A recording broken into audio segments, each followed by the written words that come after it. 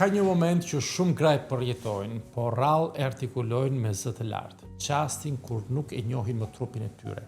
E shohin atë si gjurmë të dhimbjes, si kujtim të poshtërimit, si pasqyrë të një jeti që i ka lodhur, i ka thyer dhe i ka bërë të largohen nga vetvetja. Nuk është thjesht pakënaqësi, nuk është thjesht dëshirë për të dukur më mirë. Në shumë raste është një plagë e vjetër që flet përmes pamjes fizike.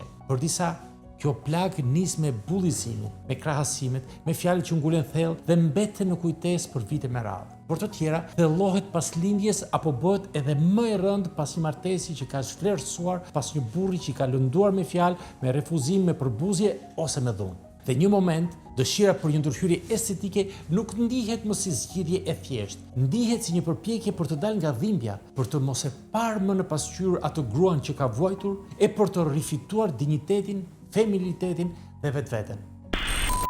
E mirë se ju gjej sërish të dashur mikesha e miq. Unë jam Dr. Skedi Faria, themeluesi Kate Day Hospital dhe është gjithmonë kënaqësi të ndaj me ju tema që kanë vërtet rëndësi. Sot nuk po flasim thjesht për kirurgjinë estetike si procedurë, nuk po flasim vetëm për rezultate apo për pjesë anatomike që mund të korrigjohen. Po flasim për psikologjinë që qëndron pas dëshirës së fortë për një ndërhyrje estetike. Po flasim për arsyet e brendshme, për peshën emocionale që shpesh nuk duket menjëherë, për vuajtjen që nuk shfaqet gjithmonë me fjalë, për mënyrën si ndërtohet raporti me trupin dhe si kjo marrëdhënie lëndohet, dobësohet dhe në disa raste kërkon të rikthehet si më parë përmes përmirësimit fizik.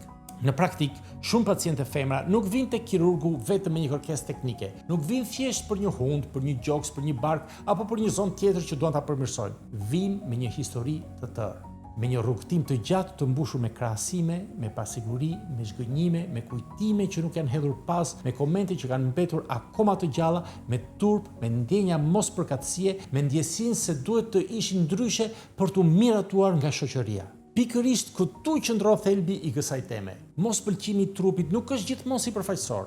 Nuk është thjesht dëshirë për të dukur më këndshëm. Në shumë raste është vuajtje e gjatë, e heshtur dhe e thellë. Është ndjesia se nuk je më e përfaqësuar nga ajo që sheh.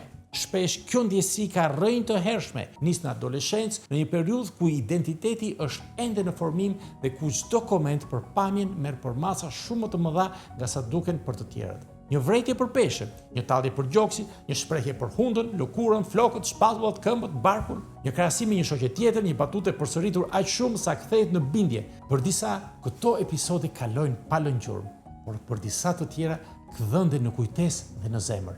Bullizimi është një nga pikat më të forta që duhet kuptuar në këtë diskutim, sepse ai nuk lë gjurmë vetëm në memorie, nuk prodhon vetëm dhimbje momentale. Një vajzë që rritet duke u ndjerë e vëzhguar, e kritikuar, e krahasuar apo e poshtëruar nuk ndërton një lidhje të shëndosh me pamjen e saj fizike. Ajo ndërton një marrëdhënie të tensionuar, të pasigurt, shpesh armiqësore. Trupi nuk shihet më si pjesë e vetes, fillon të shihet si burrim shqetësimi, si pikë dobët, si problem për të fshehur, korrigjuar ose kontrolluar. Kjo është shumë e rëndësishme, kur pamja jashtme shihet si problem, atëherë edhe marrëdhënia me veten bëhet e paqëndrueshme. Personi ndihet sikur jeton në një trup të huaj, në diçka që e tradhton, që e ekspozon, që e vë vazhdimisht në gjykim. Kjo ndjenjë mund të zbutet në dukje me kalimin e viteve, por shpesh nuk zhduket. Thjesht bëhet më e heshtur, më e sofistikuar, më e padukshme nga jashtë. Dhe pikërisht për këtë arsye është kaq e rëndësishme ta kuptojmë sepse shumë femra e mbajnë këtë konflikt brenda vetes pa e verbalizuar kurrë plotësisht. Kur më pas vjen një moment i madh jetësor si lindja e një fëmije, kjo marrëdhënie e brishme trupin mund të tronditet edhe më fort. Pas lindjes, pamja fizike ndryshon në mënyrë drastike. Nuk është më vetëm perceptim apo ndjesi subjektive, është një transformim i vërtet. Barku mund të humbasë elasticitetin dhe formën e dikurshme. Gjoksi mund të zbrazet, të bjerë ose të ndryshojë formë. Lëkura mund të krijojë stria, pesha mund të ndryshojë pafund, shpina, qëndrimi, energjia, ritmi i gjumit, mënyra si vishesh dhe si ndjehesh në lëvizje, gjithçka mund të jetë ndryshe. Por problemi nuk është vetëm ndryshimi fizik. Problemi është se ky transformim ndodh pikërisht në një moment kur gruaja po mban mbi vete një identitet të ri, atë të nënës. Dhe këtu lind një konflikt shumë i fortë psikologjik. Nga një anë shoqëria thotë, duhet të jesh e lumtur, ke sjell një jetë në botë. Nga ana tjetër, brenda saj mund të ekzistojë një pikëllim i heshtur për trupin që kishte, për mënyrën si ndihej më parë, për feminilitetin që karakterizonte, për spontanitetin me të cilin jetonte përpara këtij ndryshimi. Kjo nuk e bën atë nën më pak të mirë, nuk e bën më pak mirënjohëse, nuk e bën më pak të dashur ndaj fëmijës së saj, e bën thjesht njerëzore. Dhe pikërisht këtu duhet treguar kujdes, sepse shumë gra ndihen në faj që e përjetojnë këtë konflikt. Sikur nuk kanë të drejtë të ndjejnë keq me trupin e tyre pas lindjes, sepse duhet të jenë të lumtura. Por të dyja gjërat mund të jenë të vërteta në të njëjtën kohë. Një grua mund të dojë thellësisht fëmijën që ka lindur dhe njëkohësisht të vuajë për mënyrën si ka ndryshuar fiziku i saj. Mund të ndjejë mirënjohje për amësinë dhe në të njëjtën kohë të ndjejë humbje për identitetin që kishte. Një nga aspektet më të nënvlerësuara të kësaj historie është ndikimi në marrëdhëniet intime dhe seksuale. Kjo pikë shpesh shmanget nga turpi apo nga kultura, por është thelbësore, sepse një grua që nuk ndihet mirë në trupin e saj, zakonisht nuk e përjeton njësoj edhe intimitetin. Ajo mund të shmang ekspozimin, mund të ndjejë siklet kur shihet, mund të ndjejë turp kur preket, mund të mos arrijë të çlirohet emocionalisht dhe fizikisht, mund të jetë vazhdimisht në vetvëzhgim në vend që të jetë në kontakt. Marrëdhënie seksuale nuk është vetëm funksion fizik, është një përjetim shumë i lidhur me mënyrën si njeriu ndihet me trupin e tij. Kur ky i fundit nuk perceptohet më si hapësirë sigurie, as intimiteti nuk përjetohet më me të njëjtën qetësi. Kjo mund të sjellë ftohje, distancë, tension, shmangje, mos komunikim dhe ndonjëherë edhe ndonjë lloj trishtimi që çifti nuk arrin ta emërtojë apo ta kuptojë saktë. Ka gra që nuk ndihen më të dëshirueshme, ka të tjera që ndihen sikur nuk janë më vetvetja në marrëdhënie, e ka të tjera që nuk arrin të jenë të lira sepse ndihen vazhdimisht të vëzhguara edhe kur partneri nuk po i gjykon as pak. Kjo nuk është një çështje e vogël.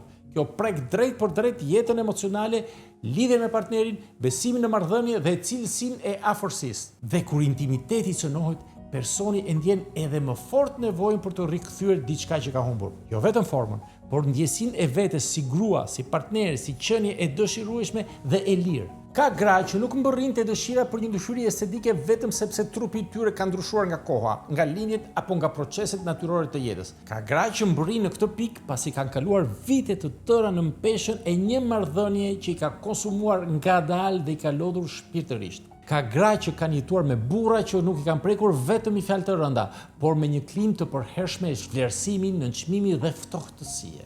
Burra që nuk i kanë bërë të ndihen partnere, por barra, qenie të parëndësishme, trupa që duhet të ishin ndryshe, gra që duhet të flisin më pak, të dukeshin më mirë dhe të duronin më shumë. Ka gra që janë mësuar të dëgjojnë për vite, nuk je më si më parë, shiko si je bërë, nuk të shkon më asgjë, nuk ke më ato trup që kishe, as nuk kujdesesh më për veten, nuk më tërheq më si dikur. Këto fjali edhe kur nuk bërtiten, edhe kur thuhen me zë të ulët, edhe kur maskohen si sinqeritet, nuk kalojnë pa pasoja. Ato bëhen pjesë e mënyrës si gruaja fillon të shoh vetveten. Në fillim e lëndojnë, pastaj e lodhin, më pas e bindin se ndoshta vërtet diçka tek ajo nuk është më e mjaftueshme. Ka gra që nuk kanë jetuar vetëm me kritik, por me një formë të vazhdueshme poshtërimit të heshtur.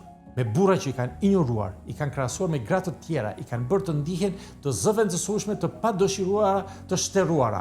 Burra që nuk i kanë parë më me sy dashurie, por me sy gjykimi. Burra që i kanë tradhtuar.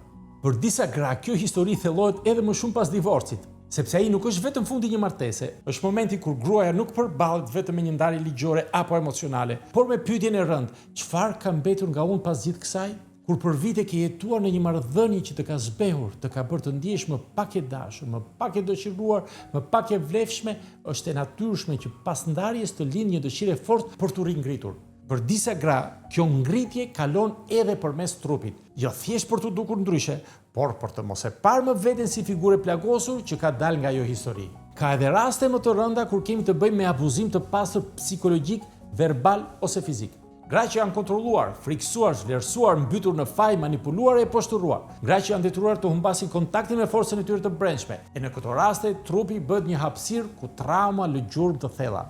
Jo gjithmonë të dukshme për të tjerët, por shumë reale për atë që i mban. Një grua që ka kaluar përmes abuzimit shpesh nuk kërkon vetëm të ndryshojë pamjen e saj fizike, kërkon të largohet nga trupi që ka mbajtur gjithë ato dhimbje. Kërkon të mos shohë më në pasqyrë versionin e saj që lidhet me nështrimin, frikën, lotët, heshtjen dhe turpin.